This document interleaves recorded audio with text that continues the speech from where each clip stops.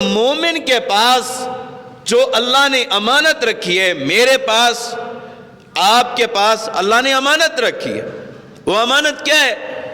وہ اللہ کا قرآن امانت ہے، وہ اللہ کے پیغمبر صلی اللہ علیہ وسلم کی حدیث قال قال رسول اللہ صلی اللہ علیہ وسلم، یہ امانت ہے۔ اگر میں اور آپ اس امانت کی حفاظت نہیں کرتے، ہم خائن ہیں۔ اللہ رب العزت نے قرآن مجید کو الماریوں میں سجانے کے لیے نہیں بھیجا، اللہ رب العزت نے قرآن مجید کو بیٹی کے سار کے اوپر رکھ کے رخصت کرنے کے لیے نہیں بھیجا،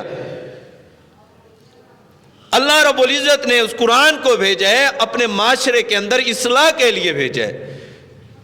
کاروبار کیسے کرنے ہیں، شادی بیاہ کیسے کرنے ہیں، خوشیاں اور غمیاں کیسے کرنی ہیں، لین اور دین کے معاملات، الغرض زندگی کا ہر شعبہ، زندگی کے ہر معاملات، کھیتی باڑی کیسے کرنی ہے، بچوں کی تربیت کیسے کرنی ہے، اپنی زندگی کو کیسے گزارنا ہے۔ اگر اللہ نے آپ کو کوئی عہدہ دے دیے، کسی چیز کا کوئی نگران بنا دیے، اس کو کیسے ادا کرنا ہے؟ قرآن اس لیے آیا ہے۔ آج میں اور آپ اپنے گریبانوں میں جھانک کر دیکھیں، کہیں ہم خائنین کی لسٹ میں تو نہیں آتے؟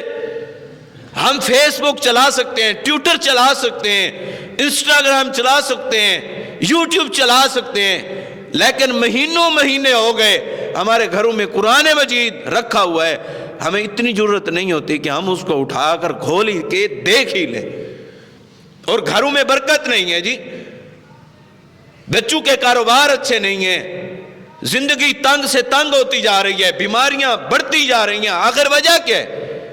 ہم خائن بنے جس کی وجہ سے اللہ رب العزت نے مجھ اور آپ پہ پریشانیوں کے انبار لگا دی ہیں۔